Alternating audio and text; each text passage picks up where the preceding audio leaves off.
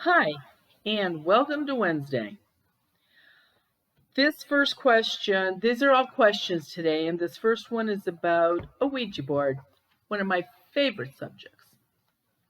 This is from Carol.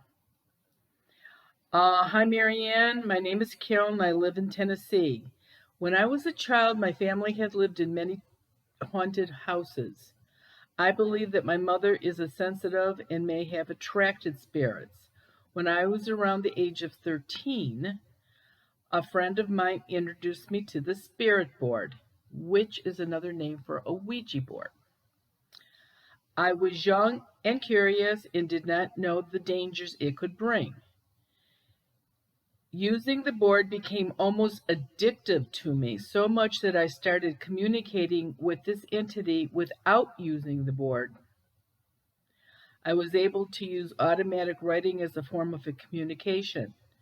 Somehow, my mother figured out what I was doing and was very angry. And she absolutely forbid me to ever use it again or to speak to this man again. And I also promised her that I would not contact him without her knowing it or ever again. And she said it had to stop. Well, to this day, I think this man is still with me.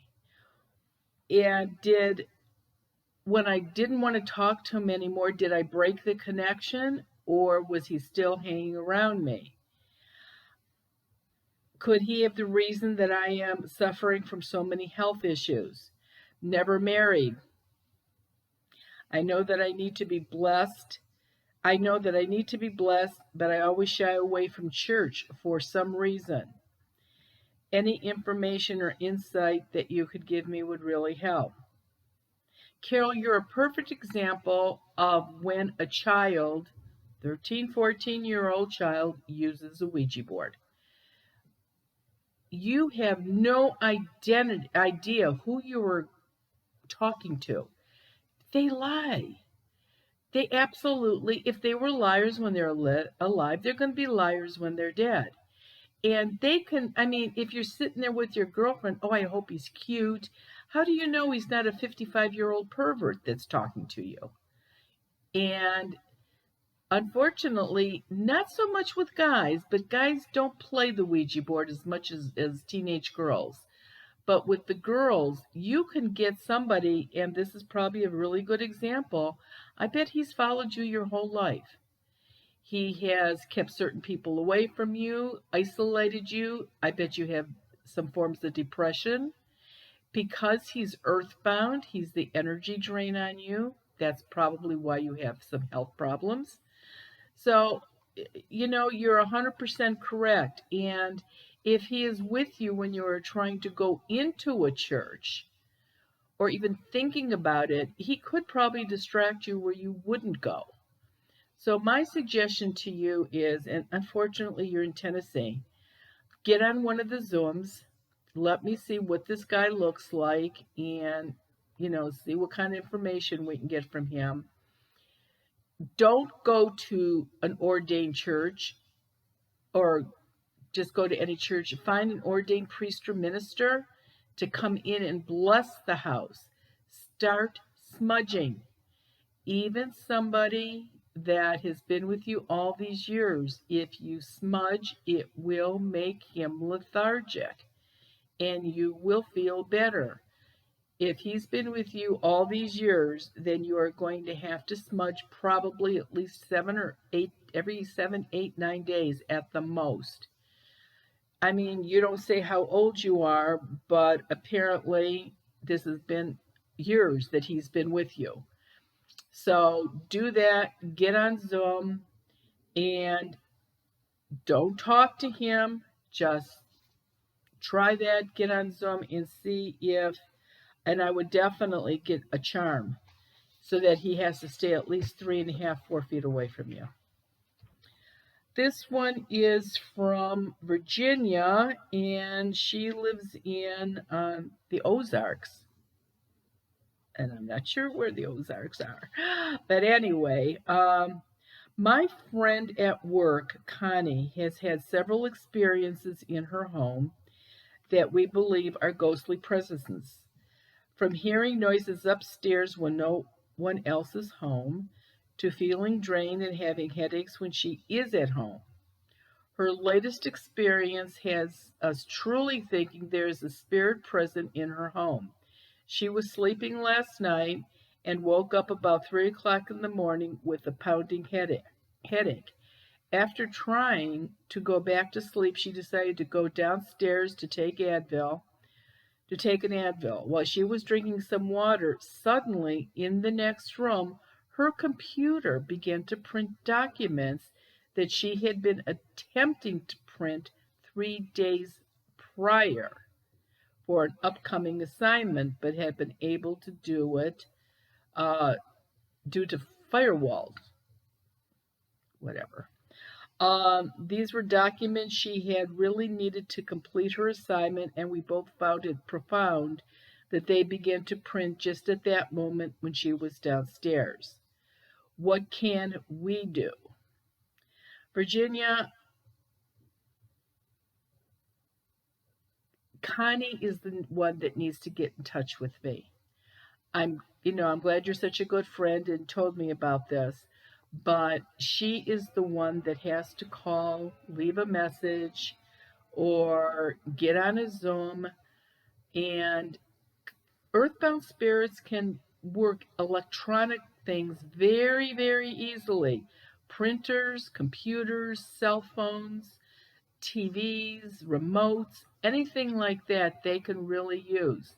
And obviously, whoever this spirit is in Connie's house is obviously trying to get her attention to make her printer start working like that. That's a pretty strong, that's a pretty strong thing for a earthbound spirit to do. So she needs to either contact me or try the smudge stick. This one is from Ursula. We purchased a home in May of 2018. Since we have moved in, we have heard noises on the third floor when no one was up there.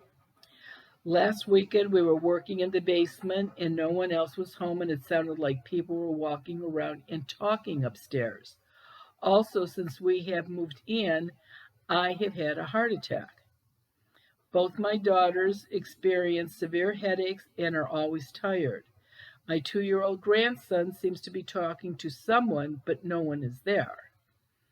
He has also become extremely contrary.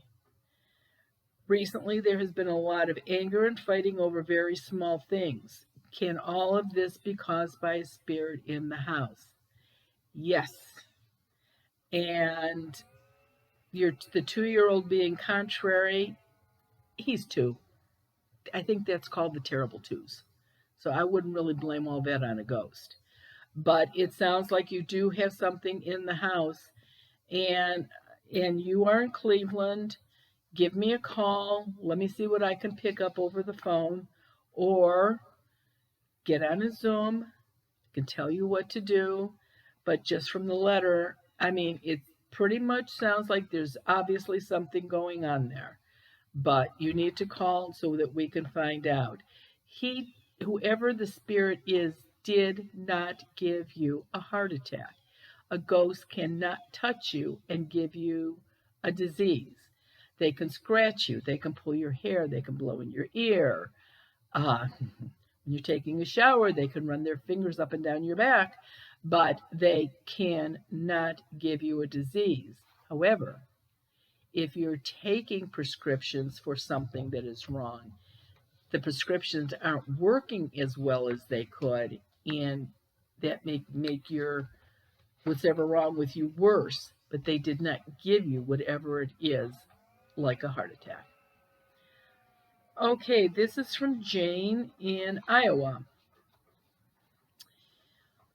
In the summer of 2014, I started hearing music 2 to 4 times a week when I would lay down to sleep, and although it doesn't happen as often as it did, I still hear the music at least 1 to 2 times a week. Um, Lately, though, the last couple of weeks, I'm hearing a voice. The voice sounds like my next door neighbor, but is definitely not her. I'm hearing footsteps, and I could swear on the Bible I've heard that sound. It sounds like someone's coming into my apartment. I've gotten up and checked several times, and of course, the door hasn't been opened. I've told whoever it is to leave. I'm writing to you so that didn't work.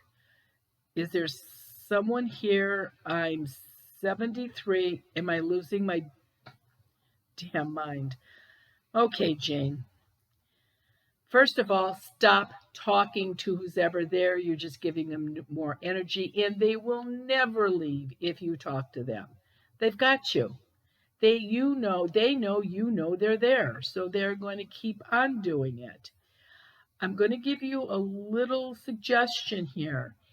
If this is still going on with your age, the next time you have an appointment with your doctor or go to a med center, have a check to see if you've got a UTI. A lot of times in this age group, if you've got a UTI, you can hear all kinds of things that go on when there really is nothing there. And I'm not saying you don't have anything, but ghosts do not hang around together and talk. So that's why I'm thinking maybe that's what you've got. But come on a Zoom. I'm not taking any out of Ohio calls right now. So either come on a Zoom or try smudging, have the house blessed, and you're in an apartment, which is a bad thing anyway, because again, you can have stuff come and go to your neighbors, up below you, on top of you, and it's whatever the ghost feels like doing. So smudge, and that should stop anybody from coming in from the apartment building. This one is from Alice in Utah. I have a friend who says she has a dark ghost pestering her, and now her oldest daughter. One night she spent the night at my apartment. She said she noticed a ghost in my kitchen. I have had issues in my house, and I saw a little girl one day and thought it was my daughter, but it wasn't. Toys have gone off by themselves. Light in the kitchen has shut off, but switch still on. Even though living in an apartment, there are noises from neighbors, but you know what they are. I was hoping maybe you could help. Well, again, like the last one, you live in an apartment.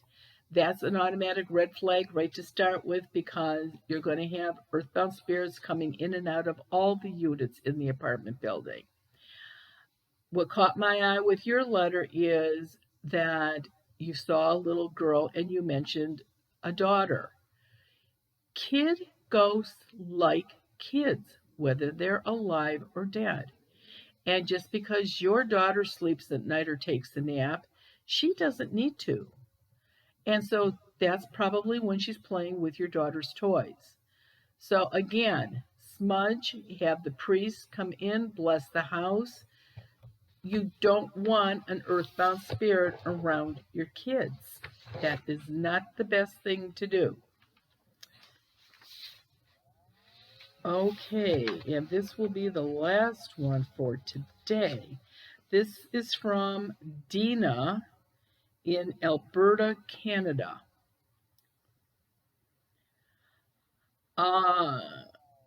Hi, Mrs. Winkowski. My name is Dina, and I am from Alberta, Canada. I have wondered for many years now if ghost families exist, because I've often wondered if I was just dreaming or just a little cuckoo. But when I would always tell myself that I couldn't have dreamt this, and I can't really be cuckoo because I was only about 5 or 6 at the time, and I wasn't the only one to see them. I'm referring to, and I'm calling them the Joneses, because we don't want to use their real name. I'm referring to the Jones family. They were a family of 4, mom, dad, and 2 very beautiful young daughters. Both of the girls had long blonde hair past the middle of their backs. They were 3 and 5. I remembered this like it was yesterday. How I had been to their home a couple of times with my older sister. When this family moved to our town, they always kept to themselves. Excuse me. And when the parents would go out, they hired my sister as their babysitter. She took me with her a few times. Now, there was this one night, and again, I remember it like it was yesterday, which was actually 44, 45 years ago. My sister had put the girls to bed, and it was not long after the 3-year-old started screaming. It was a scared, loud scream. So, me, being a big 5 or 6, ran up the staircase and into her room. I sat on the edge of her bed and asked her what's wrong. She looked at me and pointed to the closet door and said, "There's a man in my closet." And I do not remember anything after that. I don't remember going down the stairs. I don't remember going home. I don't remember anything after she said that. My sister would babysit only a few more times after that, and the last night she was asked by Mr. and Mrs. Jones to babysit, she of course said yes. However, when she got to the house about 8 blocks from ours, she went in, like she always did, through the back door. It was not locked, and was surprised and confused as to why the house was totally empty.